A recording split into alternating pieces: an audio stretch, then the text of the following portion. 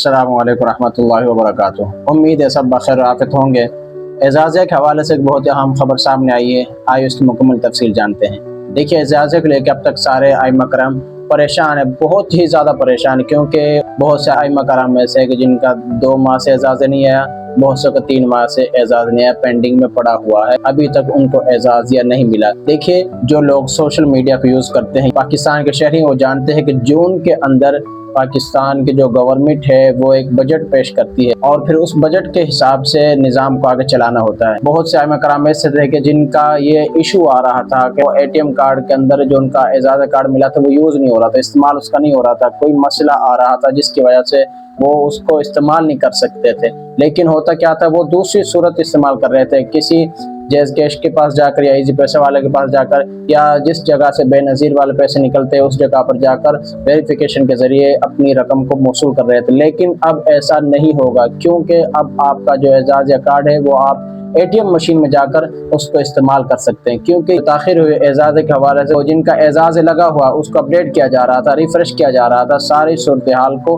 वो नए अंदाज के अंदर, नए तरीके के अंदर दोबारा से अपडेट कर रहे थे। नंबर 2 पर बात करें कि एजाज़िया के हवाले से आइमा कराम के डेटा को रिफ्रेश किया जा रहा था ताकि वो 2031 तक इस एटीएम कार्ड को, जो एजाज़ कार्ड उनको मिला है, इस्तेमाल कर सके, कोई किसी तरह की कोई परेशानी का सामना उन्हें ना करना पड़े।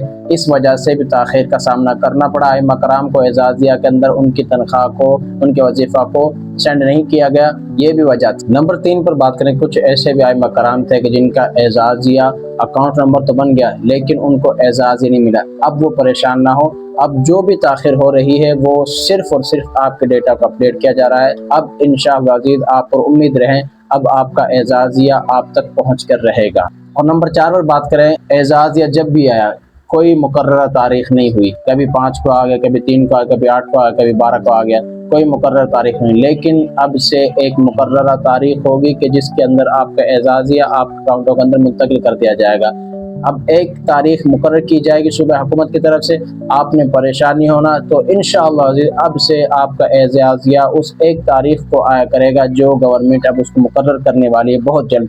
हो सकता है कि आपका एजाज़िया आज आ जाए, लेकिन आज ना आया तो 2 से 3 दिन के अंदर आपका एजाज़िया आपके अकाउंटों के अंदर मुंतकिल कर दिया जाएगा। अब आपने परेशान नहीं होना, किसी भी सूरत हाल के अंदर आपने परेशान नहीं होना और ना ही आपने मस्जिद को छोड़ना। आप अपनी जगह पर मुकर्रर रहे, जहाँ पर थे आप वहीं पर रहें। अब आपके इंतज़ार घड़ियाँ ख़त्म होने वाले हैं, बहुत जल्द आपका एजाज़िया आपके अकाउंटों के अंदर मुंतकिल कर दिया जाएगा। जो परेशानी थी, जो सूरत हाल थी, वो मैंने आपके सामने पेश कर दी कि इन वजूहात की बिना पर आपका एजाज़िया आपके अकाउंटों के अंदर मुंतकिल नहीं किया जा रहा था। जो इस चैनल पर नए हैं वो इस चैनल सब्सक्राइब कर लें और घंटी के बटन को दबा दें ताकि हर नई आने वाली वीडियो सबसे पहले आप तक पहुँच रहे। हमारा मकसद ये होता है सिर्फ और सिर्फ आपको हर नई आने वाली अपडेट से आगाह करना, झूठ फैलाना हमारा मकसद नहीं है। जो हमें अपडेट मिलती है हम उसी को ही आपके आगे पेश करते हैं। तो इंशाअल्लाह अज़ीज़ नेक्स्ट वीडियो के अंदर मिलते हैं।